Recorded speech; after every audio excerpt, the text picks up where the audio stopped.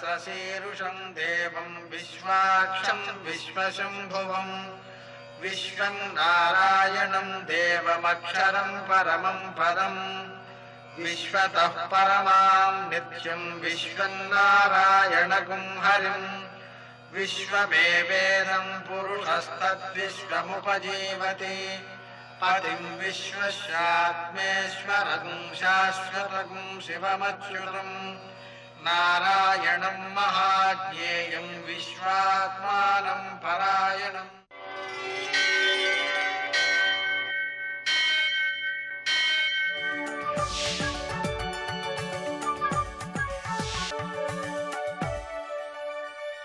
सूर्यशौर्यमथेन्दुरिन्द्रपदवी सन्मङ्गलं मङ्गलम्। यत्कर्ता जगदां भर्ता संहर्ता महसां निधि प्रणमामि तमादित्यं बहिरन्तस्तमोपहं। నేటి కాలమాన విశేషాలను గమనిద్దాం. స్వస్తి శ్రీ చాంద్రమాన విజయనామ సంవత్సరం ఉత్తరాయణం, వసంత ఋతువు, చైత్రమాసం, కృష్ణపక్షం, ఆదివారం. సూర్యోదయం 5:37 సూర్యాస్తమయం 6:22 తిథి ఏకాదశి రాత్రి 1:53 వరకు. నక్షత్రం పూర్వాభాద్ర రాత్రి 1:41 వరకు. వర్జం ఉదయం 7:42 నుంచి 9:20 వరకు. దుర్ముహూర్తం సాయంకాలం 4:30 నుంచి 5:31 వరకు. అమృతకాలం సాయంకాలం 5:30 నుంచి 7:08 వరకు. రావుకాలం ఆదివారం కాబట్టి సాయంకాలం 4:30 నుంచి 6 గంటల వరకు. నేటి విశేషం మతత్రయ ఏకాదశి. ఏకాదశ్యాం అఘం భుంక్తే. ఏకాదశి నాడు మామూలు అన్నం తినేసినట్లయితే పాపం తింటున్నట్టు లెక్క. అందుకని ఏం తినాలి ఏకాదశి నాడు అంటే, వీలుంటే చక్కగా మంచినీళ్ళు తాగుతూ ఉండిపోవచ్చు. పరిపూర్ణ ఆరోగ్యం. ఎక్కువసార్లు తాగినా పెద్ద ఇబ్బంది ఏం లేదు. అయితే దుంప కూరలు తినవచ్చు, లేదా పళ్ళు తినవచ్చు, లేదా పాలు తాగవచ్చు. ఇక తప్పనిసరి అయితే ఉండలేకపోతే ఏ గోధుమ నూకో ఉడికించి ఉప్పు కారం మొదలైనవి ఏమీ లేకుండా చప్పిడిగా తినవచ్చు. ఒక పూట తినాలి, 2 పూటలు తినకూడదు. రాత్రి జాగారం చేయాలి. రోజు మొత్తం భగవత్ స్మరణతో కాలం గడపాలి. గత కాలంలో ఏకాహారాన్ని చేస్తుండేవారు. సూర్యోదయంతో ప్రారంభించి మళ్ళీ సూర్యోదయం వరకు కూడా భజనం, పారాయణం ఏదో ఒకటి చేస్తూ ఉంటాం అన్నమాట. కాబట్టి 24 గంటలు ఒక మంత్రాన్ని కనుక జపించినట్లయితే మంత్రమునందు సిద్ధి కలుగుతుంది అని చెప్పారు శాస్త్రంలో. కాబట్టి మనం అలా దీన్ని సద్వినియోగం చేసుకోవచ్చు. మానసిక శారీరక ఆరోగ్యాలతో పాటు భగవద్ అనుగ్రహాన్ని పొందవచ్చు. నేటి ఆణిముత్యాలు.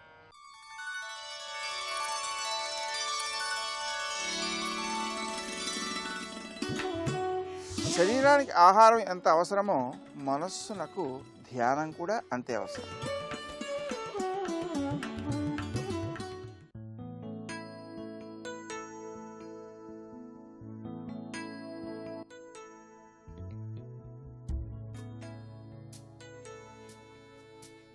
సాధించలేనిది, సాధనతో రానిది, సమూలంగా నాశనం చేయలేనిదే సహజ సిద్ధమైన ప్రేమ.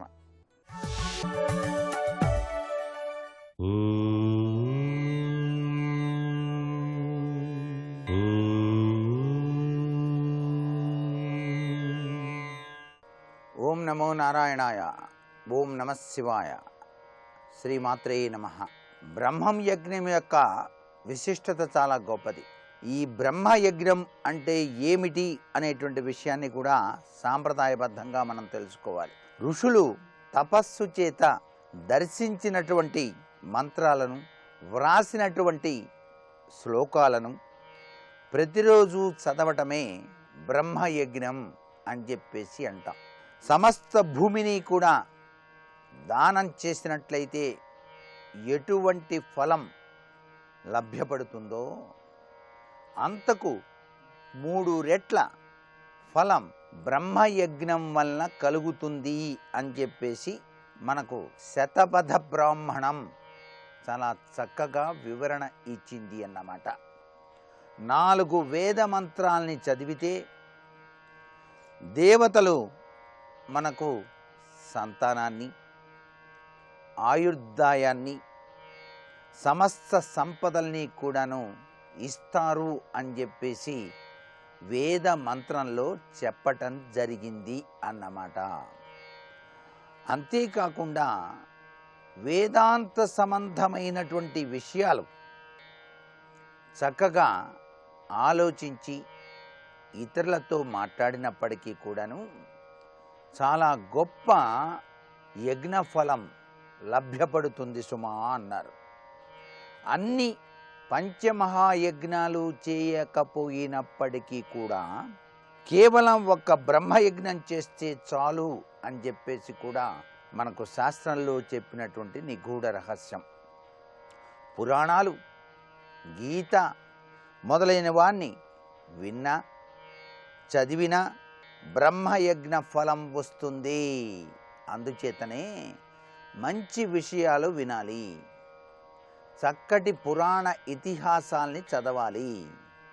ఇతరులు చెప్పేటువంటి ప్రవచనాలు విన్నా కూడాను బ్రహ్మయజ్ఞం చేసినటువంటి సత్ఫలితం మీకు కలుగుతుంది సుమా అని చెప్పేసి మనకు శాస్త్రంలో చెప్పారు. ఇవి ఎక్కడ చేయాలి, ఎలా చేయాలి అని చెప్పేసి ఆలోచించాల్సిన పని లేదు.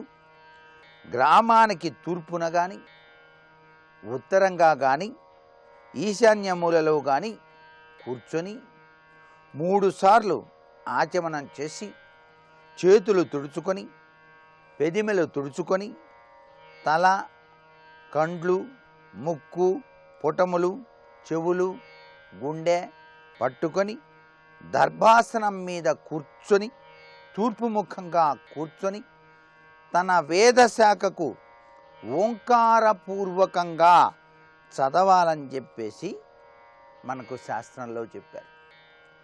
ఏ మంత్రం రాకపోతే గాయత్రిని పఠించినా కూడాను చాలు అని చెప్పేసి అన్నారు.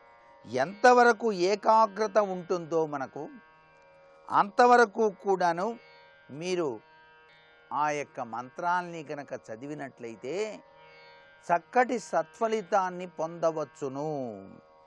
వేదాన్ని మరిచిపోకుండా రోజు చదవాలని దీనిలో దాగినటువంటి పరమార్థం.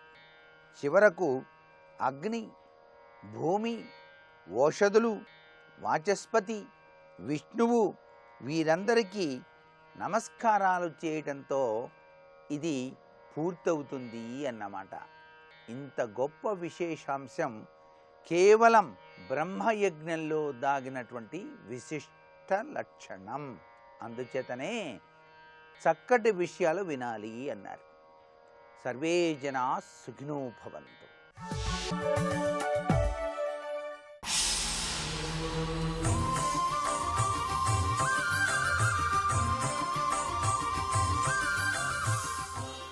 శతక సాహితీ సరస్వతికి నమస్కారం.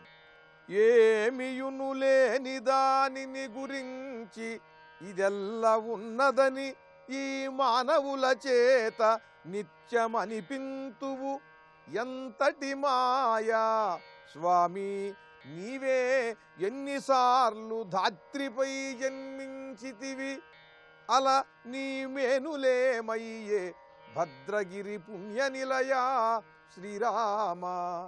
శ్రీరామచంద్రమూర్తి, నువ్వు ఈ భూమిపైన ఎన్నిసార్లు నువ్వు అవతరించావయ్యా? శ్రీకృష్ణునిగా, శ్రీరామునిగా జగత్కళ్యాణ కార్యక్రమాలను చక్కబెట్టి ఆ శరీరాన్ని వదిలి నీవు కూడా మళ్ళీ ఆ వైకుంఠానికి వెళ్ళిపోయావు.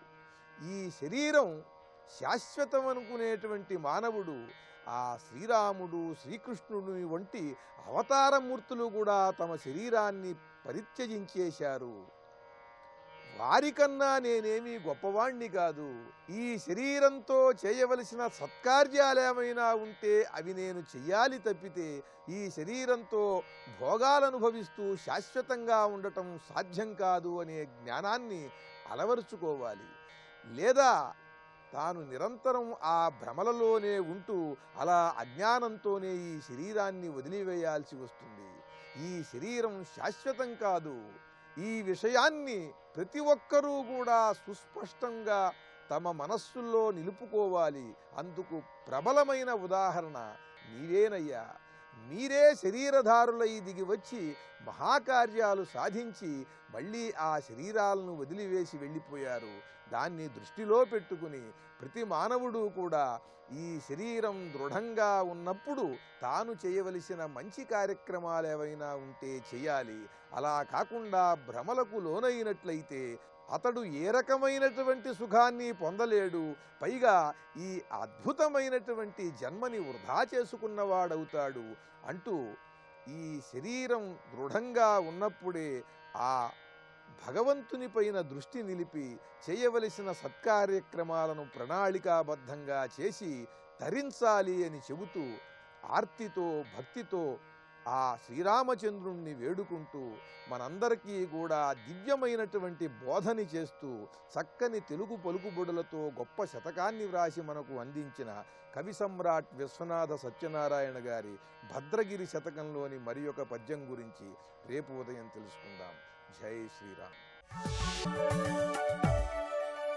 ఉన్నది నీవొక్కడవే ఉమానాథ, నాకున్నది నీవొక్కడవే ఉమానాథ, ఉన్నది నీవొక్కడవే ఉమానాథ.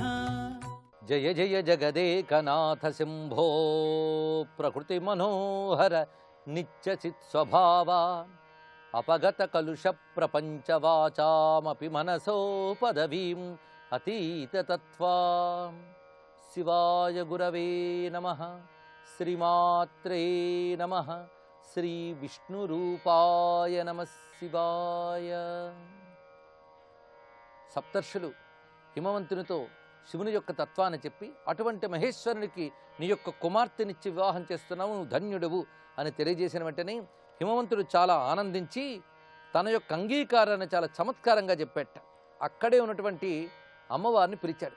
ఈ సంభాషణ జరుగుతున్నప్పుడు అక్కడ చాటుగా ఉండి అంత వింటుందటి తల్లి.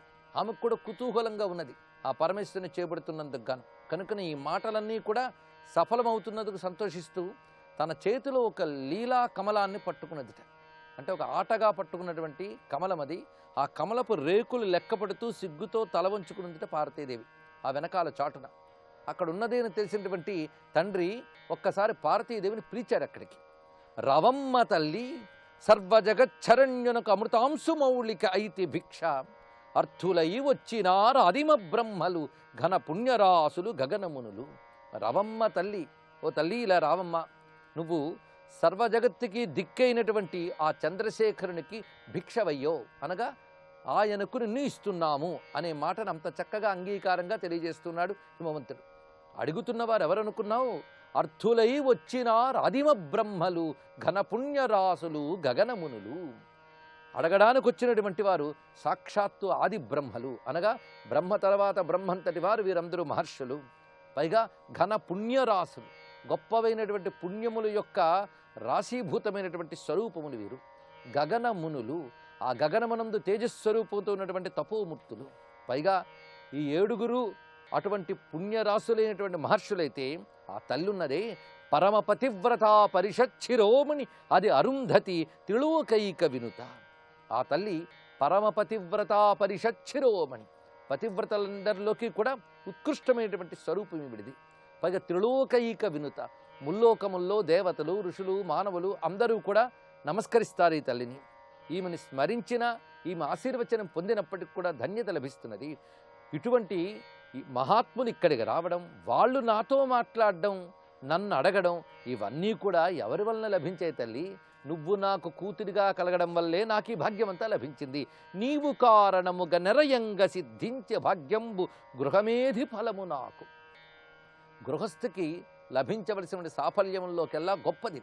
ఇలాంటి సార్థకమైన గృహస్థ ఫలము నీ వల్ల నాకు లభించింది. ఎందుకంటే గృహస్థుకి ఇంటికి సత్పురుషులు రావడం, వారిని సన్మానించడం, అదేవిధంగా మంచి సంతానాన్ని పొందడం, వారిని ఒక మంచి వారికి ఇచ్చి వివాహం చేయడం, ఇవన్నీ గృహస్థుకి లభించేటువంటి సఫలములు.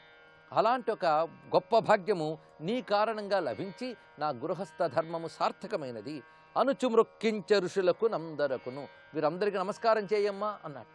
ఎంత అమ్మవారైనప్పటికీ లోకమర్యాదలను అనుసరించి నమస్కరించమనగానే పైగా ప్రత్యేకించి అక్కడ అరుంధతీదేవికి నమస్కారం చేయన్నాడు. ఎందుకంటే ఆ తల్లి దీవెనలుంటే 5వ తరము చక్కగా ఉంటుంది, ఆయురారోగ్య సౌభాగ్యాలు వర్ధిల్లుతాయి. ఎవరికి నమస్కారం చేయమంటున్నాడంటే అబ్జభవు కోడలకి. అబ్జభవు కోడలంటే బ్రహ్మగారి కోడలుట. ఎందుకంటే బ్రహ్మ యొక్క మానసపుత్రుడు వశిష్ఠుడు, ఆయన భార్య గనక అబ్జభవు కోడలకి తుషారాధ్యనాథుడు నమస్కరింపుమని. అవధరింపుడు శివుని అర్ధాంగలక్ష్మి ప్రణతయొనరించ మీకని పల్కి నగుచు.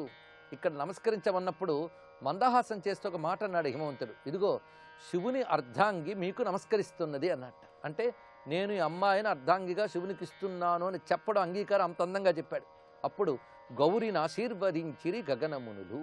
గౌరీదేవిని ఆశీర్వదించారు ఆ సప్తర్షులు, అరుంధతీదేవి కూడా.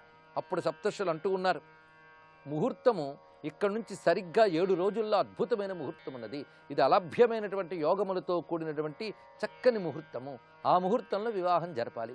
7 రోజుల్లో వివాహం అనగానే అందున అంత పెద్ద ఎత్తున చేయాల్సిన వివాహానికి కాలం సరిపోతుందా అంటే అన్నీ సమకూర్చుకునే శక్తి హిమవంతునికున్నది, ఆపై ఈశ్వరానుగ్రహం ఉన్నది. ఇప్పుడు ఆ ముహూర్తాన్ని చెప్తున్నారు. సప్తాహే సమతీతేతు దుర్లభేతి శుభేక్షణి లగ్నాధిపేచ లగ్నస్థే చంద్రే స్వతనయాన్వితే ముదితే రోహిణీయుక్తే విశుద్ధే చంద్రతారకే మార్గమాసే చంద్రవారే సర్వదోష వివర్జితే సద్గ్రహ సంసృష్టే అసద్గ్రహ దృష్టివర్జితే. ఆ ముహూర్తం ఎంత గొప్పదో చెప్తున్నారు. అక్కడి నుంచి సరిగ్గా 7 రోజుల్లో ఉన్నది. అది దుర్లభమైనటువంటి ముహూర్తం. అది అన్ని శుభలక్షణాలతో ఉన్నటువంటిది. లగ్నాధిపుడు ఎవడో అతడు ఆ దివ్యమైనటువంటి స్థితిలో ఉన్నటువంటి వాడు. ఈ చెప్పేటప్పుడు లగ్నాధిపుడైన చంద్రుడు తన కుమారునితో కూడి ఉండి లగ్నములో ఉన్నాడు. ఇక్కడ చంద్రుడు తన కుమారునితో అనగా బుధుడితో అని అర్థం. ఇక్కడ అలా కూడి ఉన్నాడు. పైగా ముదితే రోహిణీయుక్తే రోహిణీదేవితో కలిసి ఉన్నాడు. ఇలా విశుద్ధమైనటువంటి ముహూర్తం ఇది. ఇది మార్గమాసే చంద్రవారే సర్వదోష వివర్జితే. మనం గుర్తుపెట్టుకోవలసిందంతా ఈ ఒక్క వాక్యమే ప్రధానంగా. మార్గశీర్ష మాసంలో సోమవారం నాడు శివపార్వతుల కళ్యాణమునకు ముహూర్తము నిర్ణయింపబడినది. ఈ మిగిలినటువంటి లగ్నాది పరిస్థితులన్నీ కూడా ఆ కాలము నాడు అనగా ఇది ఏనాటి యుగాల నాటి కదా, ఆ కాలం నాటి గ్రహస్థితులను అనుసరించి పెట్టబడింది. సద్గ్రహ సంసృష్టి అంటే అన్ని మంచి గ్రహాలు కూడి ఉన్నటువంటి ముహూర్తం ఇది. చెడు గ్రహముల దృష్టి లేనటువంటిది. పైగా ఇది మంచి సంతానయోగం కలిగినటువంటి ముహూర్తం ఇది. అందుకే మంచి సంతానం కలుగుతారు ఈ వివాహ సమయంలో, ఈ ముహూర్తంలో పెళ్లి చేసుకుంటే. పైగా మృత్యుంజయుడైనటువంటి భర్త లభిస్తాడు అనగా ఆ సువాసినిత్వము కలకాలం ఉంటుంది. అలాంటి దివ్యమైనటువంటి ముహూర్తం ఇది. సదపత్యప్రదే జీవే పతి సౌభాగ్యదాయిని జగదంబాం జగత్పిత్రే మూల ప్రకృతిమీశ్వరిం కన్యాం ప్రదాయ గిరిజాం కృతిత్వం భవ పర్వత. నిజానికి ఇప్పుడు చదివిన ఈ శ్లోకములు మంత్ర సమానమైనటువంటి శ్లోకములు ఇవి. జగదంబాం జగత్పిత్రే మూల ప్రకృతిమీశ్వరీం. ఇప్పుడు ఈ జగదంబను జగత్పిత అయిన పరమేశ్వరునికిచ్చి వివాహం చేయండి. ఈ తల్లి మూల ప్రకృతి, ఈశ్వరి, గిరిజ అని 3 నామములు ఇక్కడ చెప్పారు. అలాంటి ఈ దివ్యమైనటువంటి ముహూర్త నిర్ణయం అనేటువంటి ఘట్టం జరిగినది. దానితో అందరూ కూడా ఆనందించారు. పైగా అక్కడికి వచ్చినటువంటి పర్వత పరివారం అంతా కూడా చాలా సంతోషించేట. అసలు ఈ వివాహం మనం తర్జన భర్జన చేయవలసింది కాదు, ఇది ఎలాగో జరిగి తీరుతుంది. ఎందుకంటే ఈ తల్లి శివుని చేపట్టడానికే పుట్టినది కనుకనే ఆమెకే ఇవ్వడం జరుగుతున్నది. ప్రదాతవ్యా శివాయేతి శివస్యార్థేవతారిణి అనయా రాధితో రుద్రో రుద్రేణ యది భాషిత. పైగా ఈమె రుద్రుని ప్రసన్నుణ్ణి చేసుకున్నది, ఆ రుద్రుడు ఈమెతో సంభాషించాడు అని ఇలాంటి కబుర్లన్నీ చెప్పుకుంటూ ఉన్నారు అక్కడ పర్వత పరివారం అంతా. ఈ లోపల సప్తర్షులకి కూడా చక్కని భోజనాన్ని పెట్టేట అతిథి మర్యాద. అది అయిన తర్వాత అతసా మేనక శైలపత్ని బుద్ధ్వా ప్రసన్నదేహి మునీన్ అరుంధతీం శైలం భోజయిత్వా బుభోజచ. ఇక్కడ గృహస్థ మర్యాదను చక్కగా వర్ణిస్తున్నారు. గృహస్థు కూడా వచ్చినటువంటి అతిథులతో భోజనం చేయడం ఒక మర్యాద. అందుకే ఇక్కడ మునీన్ అరుంధతీం శైలం 3 చెప్పారు. అంటే సప్తర్షులను, అరుంధతీదేవిని, అటు శైలం అనగా పర్వతుడైనటువంటి హిమవంతునికి భోజనం పెట్టి ఆ తర్వాత భుజించింది మేనాదేవి. ఇది భారతీయ సంప్రదాయం ఇది గృహస్థ ధర్మములు ఇవన్నీ కూడా. అప్పుడు వారందరూ ఇంక వెళ్ళొస్తామని చెప్తూ పళ్ళిచ్చారట అక్కడ, ఎవరు మహర్షులందరూ కూడా. అందుకు వారు ఆ దివ్యమైనటువంటి పుష్పములు ఫలములు అక్కడిచ్చారు. అంటే ఇది ఒక విధంగా తాంబూలాలు పుచ్చుకోవడం, నిశ్చయ తాంబూలం అని అంటామే, అది జరిగింది ఇక్కడ. అది ముహూర్త నిర్ణయము, వివాహ నిశ్చయము, ఈ రెండు ఈ ఘట్టములు చెప్పబడుతున్నవి. ఇత్యుక్త్వా మునయ సర్వే దత్వాతే గిరయే ముద పుష్పాని ఫలయుక్తాని ప్రత్యయం చక్రిరే తథా. అప్పుడు మరొక్క మారు పార్వతీదేవి నమస్కరించింది. అరుంధతీదేవి ఆ పార్వతీదేవి తలపై చెయ్యి వేసి నిమిరి పరవశించిపోయి ఒళ్ళంతా పులకించింది. ఆమెకి ఇక జగజ్జననిని ఆ విధంగా చేరదీసుకున్న దగ్గరికి మహర్షులందరూ కూడా పార్వతీదేవి శిరస్సుపై చేయి ఉంచి ఆశీర్వదించారు. అటుపై మంగళకరమైన పసుపు కుంకాలు వాళ్ళు ఇచ్చిపుచ్చుకున్నారట. ఇవన్నీ కూడా చక్కగా వర్ణించారు. హరిద్రా కుంకుమ అన్నట్టుగా ఇవన్నీ కూడా వర్ణింపబడుతూ ఉన్నాయి. ఆ తర్వాత వారు శివస్మరణ చేసుకుంటూ ఆ చోటు నుంచి కైలాసానికి చేరి, నువ్వు చెప్పినట్లుగా అన్నీ చెప్పాం, చక్కగా ముహూర్తం కూడా నిర్ణయింపబడింది, ఇక త్వరలో వారి వైపు నుంచి నీకు రావలసినటువంటి సమాచారములు వస్తాయి అని చెప్పగానే ఒక్కసారి పరమేశ్వరుడు ఆనందంతో నవ్వి అంటున్నాడు, తచ్చుత్వావచనం తేషాం లౌకికాచార తత్పర ప్రహృష్టాత్మా మహేశాన ప్రహస్య ఇదమువాచ సహా. మాటి మాటికి శివుడు మాట్లాడుతున్నప్పుడు లౌకికాచార తత్పర అని ఒక మాట వేస్తున్నారు. అంటే లౌకికాచారమును దృష్టిలో పెట్టుకుని పరమేశ్వరుడు ఇలా మాట్లాడుతున్నాడు, ఇలా ప్రవర్తిస్తున్నాడు అని చెప్పడంలో ఉద్దేశం ఏంటంటే, నిజానికి అలా ప్రవర్తించవలసిన అవసరం కానీ మాట్లాడవలసిన ఆవశ్యకత కానీ పరమేశ్వరునికి లేదు. అయినప్పటికీ లోకాచారాన్ని అనుసరించి, ఎందుకంటే వివాహం అనేదే లోకాచారం, దాన్ని లీలగా చేసేటప్పుడు దాన్ని అనుసరించి మాట్లాడాలి. అందుకు పరమేశ్వరుడు ఒక్కసారి మందహాసం చేసి వారితో అంటున్నట్ట, పెళ్ళంటే ఏమిటో నాకు తెలియదు, నేను ఎప్పుడు పెళ్ళిళ్ళని పెద్దగా చూడలేదు. మొదటిసారి సతీదేవితో వివాహం జరిగినప్పుడు అక్కడ మామగారికి ఇష్టం లేదు, ఏదో హడావిడిగా జరిగిపోయింది. వివాహం పద్ధతి అదేవి నాకు తెలియదు, కనుకనే మీ సహకారం నాకు చాలా కావాలి. తర్వాత నేనేం చెయ్యాలి అనేది నాకు తెలియట్లేదు. ఇప్పుడు మీరు వెళ్ళారు, చెప్పొచ్చారు, ఆ తర్వాత ఏం జరగాలి? పైగా నా చుట్టూ ఉన్న పరివారం ఎవరు? వాళ్ళందరూ కూడా ప్రమదగణములు, వీళ్ళకి ఏమీ తెలియదు పాపం. నాతో పాటు చుట్టూ తిరగడం తప్ప వీళ్ళకి తెలియదు. కనుక వైవాహికమైనటువంటి పద్ధతులు ఏమిటో నాకు తెలియవు గనక ఏం చెయ్యాలో మీరే చెప్పాలి అన్నట్టు. అంటే వాళ్ళకే పెళ్లి బాధ్యతలన్నీ అప్పచెప్తున్నాడు, మగ పెళ్లి వారి తరపు బాధ్యతలన్నీ కూడా. వివాహో హి మహాభాగా న దృష్టో న శృతో మయా యథాపురా భవద్భిః తద్విధ ప్రోచ్చో విశేషతః. పైగా వైవాహికాది దీక్షలు ధర్మములు ఋషులు చెప్పగా వచ్చినటువంటివి. అందుకు ఋషులకే ఆ బాధ్యతను ఇక్కడ అప్పచెప్తున్నాడు. అప్పుడు ఋషులు మందహాసం చేసి, స్వామి నీ పెళ్ళనగానే రానివారెవరు? దేవతలందరూ నీ పక్షం వారే. అందుకే ఇప్పుడు రావలసిన వారు ఎవరంటే, ముందుగా విష్ణువు రావాలి లక్ష్మీ సమేతుడై, ఆ తర్వాత వాణీ సమేతుడై బ్రహ్మదేవుడు రావాలి, శచీదేవితో కూడి ఇంద్రుడు వస్తాడు, పైగా ఋషిగణాన్ సర్వాన్ యక్ష గంధర్వ కిన్నరాన్ సిద్ధాన్ విద్యాధరాంశ్చైవ తథాసైవాప్సరో గణాన్. చూడు నీ వైపు ఉన్నటువంటి మగపెళ్లి వారు గణములు ఎంతో, కేవలం ప్రమదగణాలు మాత్రమే కాదు, వీళ్ళందరూ నీ వాళ్లే. ఋషిగణములు, యక్ష గంధర్వ కిన్నర సిద్ధ విద్యాధర అప్సరో గణములు వీరందరూ కూడా సిద్ధంగా ఉన్నారు. కనుకనే తర్వాత వారి నుంచి సమాచారం రాగానే వీరందరినీ కూడా కబురు పెట్టగానే వారందరితో పాటు మనం తరలి వెళదాం అని సప్తర్షులు ఈ విషయాలన్నిటి తెలియజేశారు. తర్వాతి కథావృత్తాంతాన్ని తెలుసుకుందాం. సర్వం శ్రీ సాంబ సదాశివ చరణారవిందార్పణమస్తు. శ్రీరాఘవం దశరథాత్మజమప్రమేయం సీతాపతిం రఘుకులాన్వయరత్నదీపం.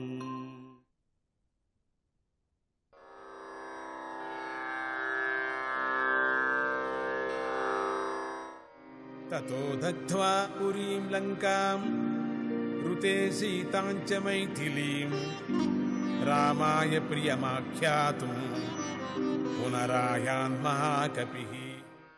హనుమంతుడు రావణాసురుడితో మాట్లాడాడు. తర్వాత సీత నివసిస్తున్నటువంటి అశోకవనాన్ని వదిలి లంకానగరాన్ని అంతా కాల్చి రాముడికి ఈ సంతోషకరమైన వార్త చెప్పటానికై తిరిగి రాముడి దగ్గరకు వెళ్ళాడని తాత్పర్యం ఈ మంత్రం యొక్క.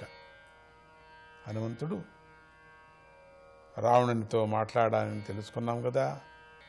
తర్వాత దూతను ఎంతమంది ఉన్నారు అంతమంది వధించరాదనుకున్నాడు అనేటువంటి విభీషణుడి మాట అప్పటికప్పుడే ఈ దూతను చంపాలనుకున్నప్పుడు విభీషణుడు చెప్పాడు, వద్దు, దూతను మనం చంపకూడదు. రావణుడు ఆ మాట విని ఈ వానరుడి తోకకు గుడ్డలు కట్టి అగ్ని వెలిగించి అంత వీధుల్లో త్రిప్పండి అన్నాడు. ఫోన్లేండి, చంపద్దండి, తోకకు అగ్ని కట్టి పారేసేయండి చాలు.